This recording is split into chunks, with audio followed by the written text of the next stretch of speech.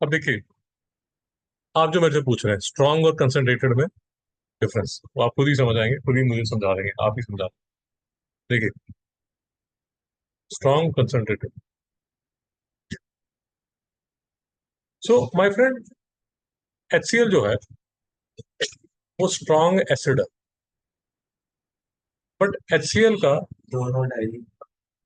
Yes, HCl का आप concentrated और डाइल्यूट दो अलग अलग सॉल्यूशंस बना सकते हैं। नहीं समझ में आया? एक बात याद रखिए, एक रिएक्शन आता है केमिस्ट्री में, क्लास 10 के लिए इंपॉर्टेंट है कि ये नाइट्रिक एसिड जैसे है, उसका जो डाइल्यूट के रिएक्शन जो है और जो कंसंट्रेटेड के जो डिफरेंट, क्या मैं आपको समझा पाया? हाँ साहब, यहाँ तक कोई डाउट? फिर से देख लीजिए, मैं अभी तक क्या आपको बताने की कोशिश कर रहा हूँ। जो भी एसिड है वो H+ तो देगा। अगर आप देखें, H+ तो दे रहा है, चाहे स्ट्रांग है चाहे वीक है, एसिड यूजली H+ देगा। यहां तक समझ आ यहां तक समझ आ हाँ सर। बट जो स्ट्रांग एसिड है वो कंप्लीटली टूट जाएगा, उसका एकदम मेल्ट डाउन हो जाएगा, उसके एंगर इश्यूज है, वो मतलब ऐसा मतलब ब्लास्ट हो जाएगा आप पे। तो कुछ लोग होते हैं वो 10 मिनट तक बोलते ही रहते हैं गुस्से में आके। हो सकता है मम्मी डैडी में, मम्मी को जब गुस्सा आता हो, मम्मी बस एक चीज बोलती है और चुप हो जाती है, यू आर स्टूपिड, चुप हो जाएगी। और पिताजी पता चला 10 मिनट तक बोलते ही रहते हैं, तूने ये कर दिया, वो कर दिया, फलाना कर दिया। यूजुअली ऐसा होता है, एक आदमी एकदम एक दो लाइन बोलेगा, चुप हो जाएगा, दूसरा आदमी एकदम ज्ञान देना शुरू करता है। सो द पॉइंट इज, जो स्ट्रांग है वो पूरा बिखर जाता है, और जो डाइल्यूट है वो कम बिखरता है। यहाँ तक मेरे साथ है? हाँ सर। तो यहाँ ये लिखा हुआ है कि जो एसिड है उसका काम क्या है, H+ आयंस है। तो आ जाते हैं बेस पे, जो भी बात कर रहे थे। तो बेस का काम क्या है, OH नेगेटिव आयंस देना। तो जैसे एसिड में दो तरह के आपको मिलेंगे, उसी तरह बेस में भी दो तरह के लोग मिलेंगे, स्ट्रॉन्ग बेसिस और वीक बेसिस। नहीं समझ में आया? अब सारे बच्चों को समझाया जाता है, तीन स्ट्रॉन्ग एसिड, तीन वीक एसिड, तीन स्ट्रॉन्ग बेस और तीन वीक बेस। रट लीजिए, इक्वेशन नोट कर लीजिए।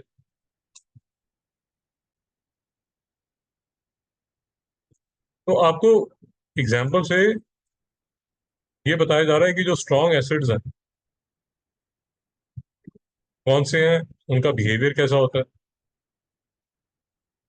ये बेस है, स्ट्रॉन्ग बेस, वीक बेस, उनका बिहेवियर कैसा होता है। आपको बताया गया कि स्ट्रॉन्ग और वीक में एक मेजर डिफरेंस ये है कि जो स्ट्रॉन्ग आदमी है वो, जो स्ट्रॉन्ग एसिड है वो पूरा बिखर जाता है एकदम।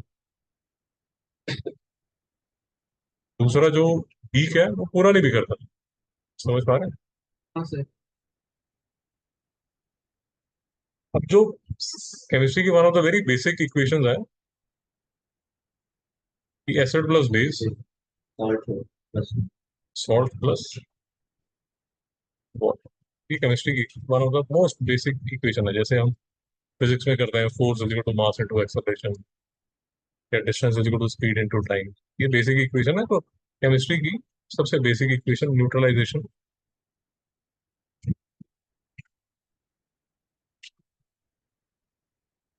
Reaction, acid plus base is equal to salt plus water.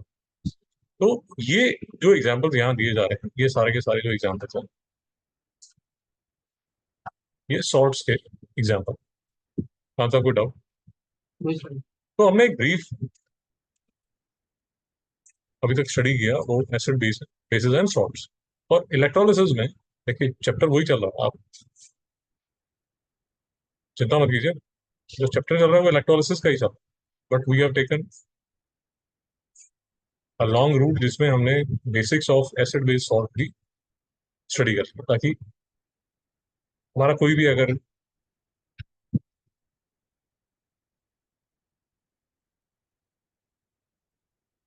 Confusion है, कुछ हमारा मिसमैच है, कुछ हमारा नॉलेज गैप है, तो वो बहुत यहाँ तक बात समझ आ गई।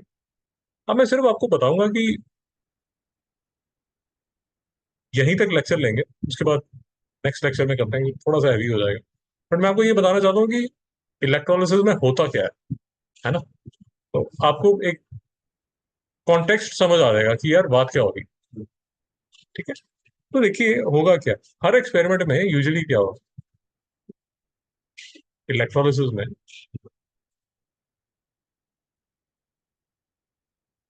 अब इलेक्ट्रोलिसिस में एक इंटरेस्टिंग चीज भी मैं आपको बताता हूँ। इलेक्ट्रोलिसिस जब करते हैं तो हमें एसिड बेस सॉल्ट के फंडे लगते हैं, जो हमने अभी तक किए। मेरी बात समझ में आई। फिर हम इलेक्ट्रोलिसिस स्टडी करेंगे, बट इलेक्ट्रोलिसिस से हम मेटलर्जी, मतलब प्यूरिफिकेशन ऑफ मेटल्स की तरफ जाएंगे। फिर से देख लीजिए, जो पार्ट वन होता है वो concept of acid base salt होता है, फिर इलेक्ट्रोलिसिस समझा जाता है, और फिर इलेक्ट्रोलिसिस से ही तीसरा टॉपिक जो है वो मेटलर्जी आ जाता है। ये तीनों टॉपिक्स हम करेंगे, बट मैं आपको ये कह रहा हूँ कि ये तीन अलग अलग चैप्टर है, इस सीक्वेंस में होता है।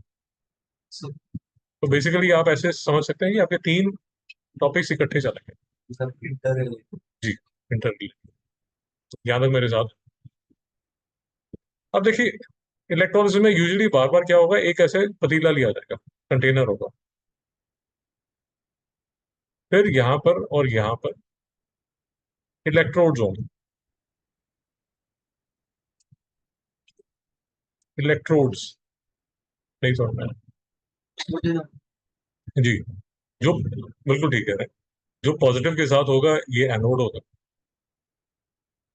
और नेगेटिव के साथ ये जो होगा ये कैथोड। यहाँ तक मेरे साथ है। अब देखिए,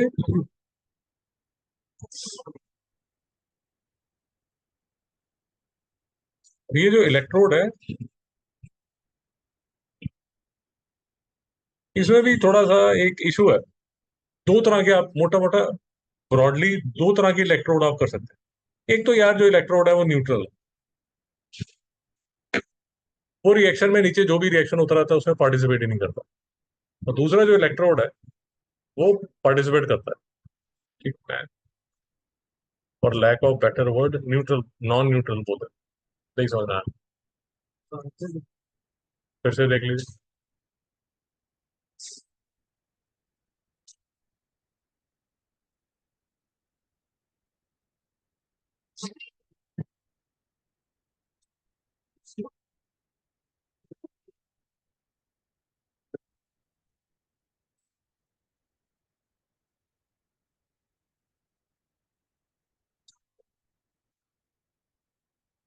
आपके स्कूल में कोई क्रिकेट मैच हो रहा है, उसके लिए स्टूडेंट्स की सिलेक्शन है। जो कोच ए है उसका बच्चा तो स्कूल में नहीं पढ़ता। नहीं समझ में आया? कोच ए का जो बच्चा है वो स्कूल में नहीं है, तो वो न्यूट्रल होगा, वो तो जो बेस्ट प्लेयर है उसको लेगा। कोच बी जो है उसका बालक जो है वो आया है सी वो सिलेक्शन में आया है, भाई वो तो न्यूट्रल नहीं होगा। नहीं समझ में आया? आया। बायस, बायस, हाँ सब नहीं समझ में आया। तो अर्जुन तेंदुलकर, अब इसकी सिलेक्शन बायस्ड होगी या नहीं होगी? आया। मुझे याद नहीं, शायद यही नाम है, रॉबिन गावस्कर। बायस होगी, नेपोटिज्म।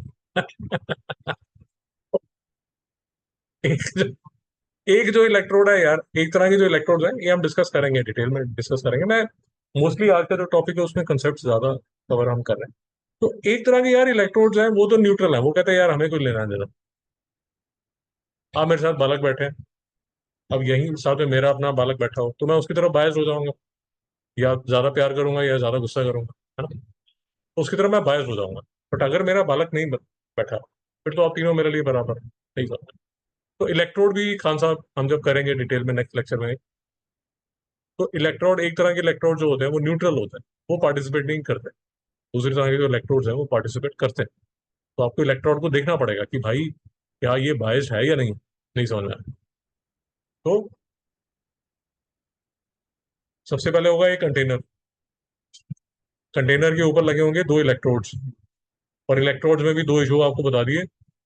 सर, इलेक्ट्रोड का मटेरियल मैटर करता है क्या? जी वही वही मैं बताता हूँ, वही मैं आपको, यस, मैं आपको ये बताने की कोशिश कर रहा हूँ कि जो इलेक्ट्रोड का मटेरियल अगर न्यूट्रल है, वो तो रिएक्शन में पार्टिसिपेट नहीं करता। जैसा भी होगा वो करेंगे, डिटेल करेंगे, उसके भी एग्जाम्पल्स हमें याद करने पड़ेंगे। बट अगर कोई ऐसा है जो खुद ही पार्टिसिपेट करने को तैयार है, तो वो नॉन न्यूट्रल है, वो तो बायस्ड है। तो वो डिसाइड करेगा मटेरियल ऑफ द इलेक्ट्रोड पे, जो आप बात कर रहे हैं। आपको बात समझ आ गई? सर, तो न्यूट्रल होगा तो मटेरियल पे डिपेंडेंट। यस, यस, जो क्या न्यूट्रल है या क्या न्यूट्रल नहीं है depends upon the material of the electrode. तो आपसे पूछा जाएगा, ये आपका क्वेश्चन है, आईजीसीएससी का क्वेश्चन है, तो आपको दो दो एग्जांपल याद करने हैं ऑफ न्यूट्रल के एंड बायस्ड के। ये क्वेश्चन, ठीक है सर। आगे चले। अब मैं यहीं पर एक चीज और ऐड कर देता हूँ, सब हम करेंगे, और जब हम करेंगे तो मैं आपको थोड़ा रेफरेंस दे दूंगा कि यार ये देख, हमने उस दिन डिस्कस किया था। अब कई बार क्या होगा, कई बार ऐसा होगा कि आपको एक इलेक्ट्रोड नजर आएगा, ये जो कंटेनर है वो खुद ही दूसरा इलेक्ट्रोड है, नहीं समझ रहा है। सो लेट अस अज्यूम ये अगर एनोड है, ये बैटरी के पॉजिटिव एंड पे लगाया हुआ है, तो कंटेनर को ही मैंने लिंक कर दिया, इसको कैथोड बना दिया। कॉन्सेप्ट नहीं समझ, सर, ये भी करेंगे, यहाँ तक मेरे साथ। सर, वो मटेरियल का होना रहता है ना, बोल। हाँ, मैं आपको ये कह रहा हूँ कि जो कंटेनर है वो भी पार्टिसिपेटिंग एंड नॉन पार्टिसिपेटिंग बनाया जा सकता है, कि पूरा का पूरा कंटेनर ही आपने पार्टिसिपेटिंग बना। और एक बार आप कंटेनर को बोल रहे हैं कि भैया तुझे न्यूट्रल रहना है, तुझे पार्टिसिपेट नहीं करना, बट एक बार आप बोल रहे हो कि भाई तू भी पार्टिसिपेट कर, क्या प्रॉब्लम है? सर, तो जो कैथोड या एनोड है, उसका साइज मैटर करेगा क्या रिएक्शन में? हर चीज मैटर करेगी, कैसे कैसे मैटर करेगी वो नेक्स्ट लेक्चर में करेंगे। बट कई बार जो इलेक्ट्रोड है वो अगर पार्टिसिपेटिंग है, तो वो फूकना शुरू हो जाएगा। फूकना मतलब वो यूज होना शुरू हो जाएगा। तो वो यूज करना शुरू हो जाएगा तो आपको बार बार उसको चेंज करना पड़ेगा। मेरी बात नहीं समझ आए? तो यहाँ तक हमने क्या क्या बात की है, हमने पहली बात की कि कंटेनर के बारे में बात की, कंटेनर के बारे में बोला कि यार कई बार कंटेनर जो है वो खुद ही इलेक्ट्रोड बना होगा। दूसरी हमने बात की इलेक्ट्रोड्स के बारे में, इलेक्ट्रोड्स, इलेक्ट्रोड्स की नेचर क्या हो सकती है। अब तीसरा जो बात होगी वो इस सॉल्यूशन की होगी, कि इसके अंदर सॉल्यूशन कैसे, नहीं समझ। और ये जो सॉल्यूशन है, ये जो सॉल्यूशन है, अब ये सॉल्यूशन जो है, इसमें जहां से हमने बात शुरू की थी, ये जो सॉल्यूशन बाल्टी में पड़ा होता है वो तीन तरह का हो सकता है। या तो वो मतलब एक्वस होगा, तो या तो वो डाइल्यूट होगा, या वो कंसंट्रेटेड होगा, या वो मोल्टन होगा, नहीं समझना, हम सब नहीं समझना। देखो, तो ये कॉम्बिनेशन लेके इलेक्ट्रोलिसिस में आप